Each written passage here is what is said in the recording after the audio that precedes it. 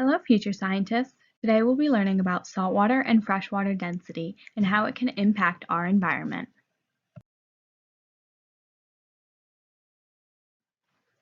There are 4 learning objectives that we are going to go over today.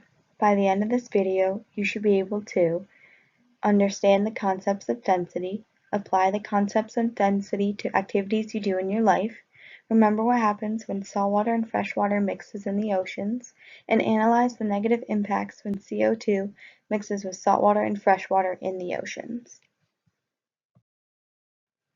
Today you're going to conduct your own experiment. The materials you will need are 2 clear glasses, 2 cups of water, make sure you have the cups separated, food coloring, a darker color works best, 1/3 cup of table salt, 2 golf balls, and 2 spoons. Density is the amount of space an object takes up compared to the amount of matter in that object. The mathematical equation for density is mass over volume. Today we are going to see if golf balls sink or float in fresh water or if they sink or float in salt water. Please form a hypothesis on what you think is going to happen. I listed some questions for you to form your hypothesis. Hello scientists, today we're going to conduct an experiment, but first we need our safety glasses. Second, you'll need 2 glasses filled with a cup of water. Next, we're going to pour 1/3 cup of salt into one of the glasses. Once you've done that, take a spoon and stir it up until most of it dissolves.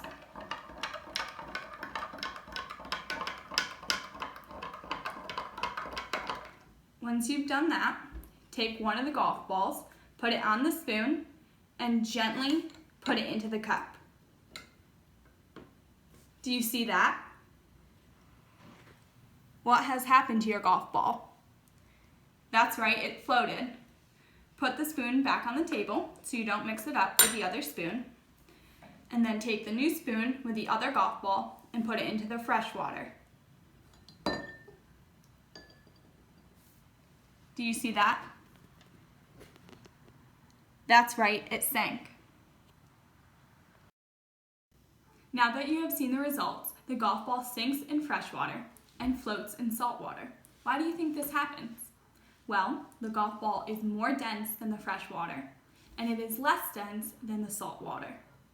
Now that you have seen this reaction, let's try something different. Our next experiment will see what happens when the fresh water is mixed with the salt water. Please form a hypothesis. Hey scientists, for this next experiment, we're going to take the golf balls out of the water. Take your salt spoon and scoop up the salt golf ball. Put that aside. Take the freshwater spoon, scoop up the golf ball, and then put that aside.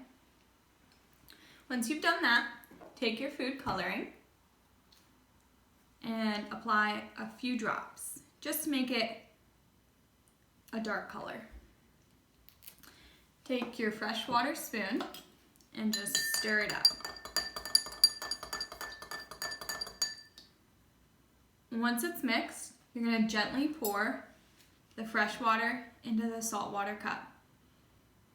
You don't need to pour all of it, just enough. And if a little bit spills, that's okay. Just clean it up later.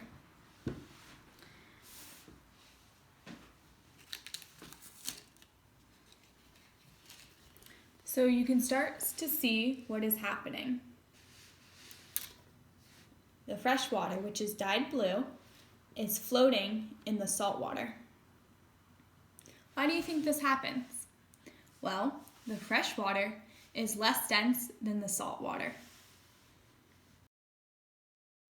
Now that you have finished your experiment, you're probably wondering, how does this affect the oceans?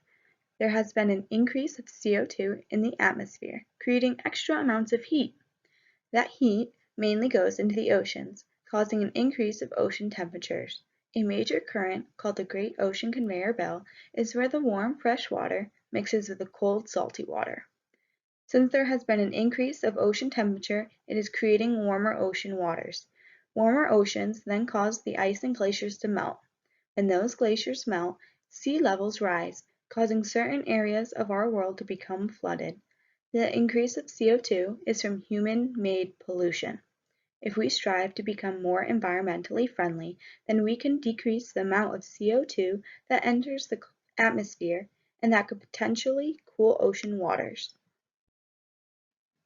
Today you learned about density and how it affects the oceans. There are several ways that you can decrease your carbon footprint and that could potentially help the oceans.